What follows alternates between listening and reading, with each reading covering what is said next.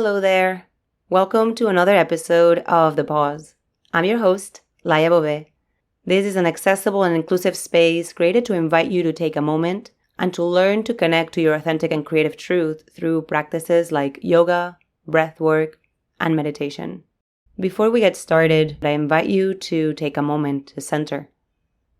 Find a comfortable seat, lengthen your spine, relax your shoulders, and perhaps soften your gaze down or close your eyes.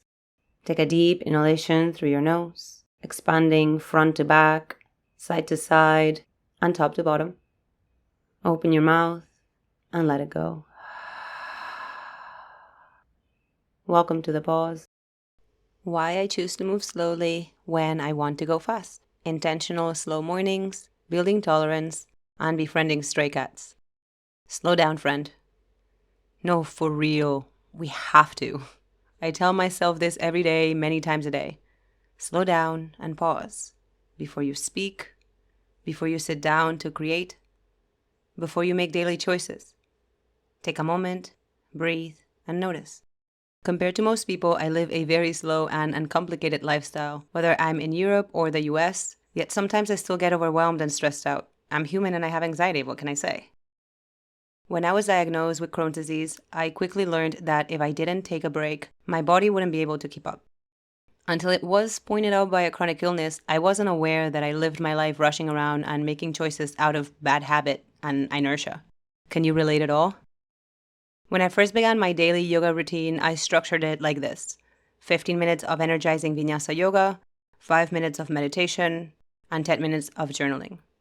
It seemed like a great format for me since my sankalpa, my intention for starting a daily practice, was to create a morning habit and discipline myself just like I used to do when I was an elite figure skater. This worked out well for a while and truly helped me build a consistent routine, but as my practice evolved, I realized that what I truly need in the morning is a moment to pause and slow down. When I wake up, my mind is usually already going a million miles per hour at 6 a.m., so why was I adding more fire to the fire? As the intention shifted, so did my practice. Now I start my days like this: 10 minutes of journaling, 5 minutes of meditation, 10 minutes of slow flow yoga or gentle movement. At first, I resisted the shift because my mind and body craved the speed, inertia, and movement that I was used to. Learning to slow down on my mat helped me understand the importance of slowing myself down, breathing, and observing before I take action. And it's also helped me tap into a resource that I desperately needed off the mat: fostering tolerance and resilience with yoga, to my own bullshit primarily.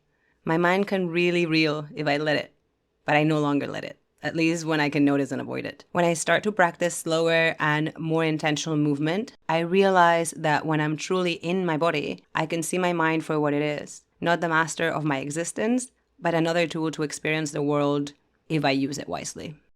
Tolerance and patience are skills that require us to slow down, observe, and accept the present moment as it is. Here are 3 yogic concepts to cultivate more tolerance in your daily life. Number 1, ahimsa, nonviolence. Ahimsa encourages you to practice nonviolence in thoughts, words, and actions.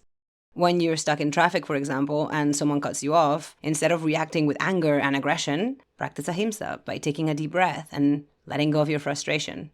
I literally just watched 2 people in a parking lot go at it. I doubt it was worth it for anyone involved. By pausing and choosing kindness over anger or frustration, you'll create a more tolerant and peaceful environment. Number 2, santosha, contentment.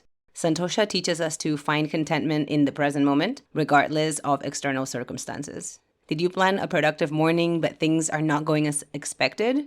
Instead of feeling frustrated and rushing to catch up, perhaps you take a moment to pause. Can you be content with what you've accomplished so far and appreciate yourself for your hard work? This can build resilience against stress and help you maintain a sense of inner peace. Number 3, svadhyaya, self-study. Svadhyaya involves self-reflection and understanding your own behaviors and reactions. During a busy week, if you find yourself feeling particularly irritable, take time each evening to reflect on your reactions in a journal. When you slow down and observe your thoughts and how they affect your experience, you become more aware of the triggers behind your impatience. Choose to move slowly. All this theory is great, but how can you put these concepts into practice? I'd say get on your mat. Take time this week to do some slow flow yoga, especially if you're feeling overwhelmed. Allow each movement to be intentional and each breath to be full, utilizing the time on your mat to slow down and notice how that shifts your experience. You can try my new 20-minute slow flow class, which I will link in the show notes. Befriending cats. Slowing down doesn't just apply to yoga and meditation, it extends to how we interact with the world around us. This week, as I took my morning journaling practice outside because the weather has been gorgeous, I was befriended by a lovely stray cat. He doesn't have a name just yet, but it's been a great source of entertainment. And there's more that I will share soon. Unless you can't wait, then you should check out my notes on Substack. I will link them as well. Slowing down is about cultivating a deep awareness that allows you to fully experience and appreciate each moment.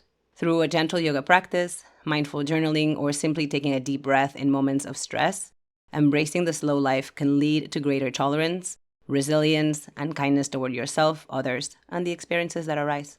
Until we meet again, pause often, breathe deeply, and be kind, especially to yourself. Take care, my friend.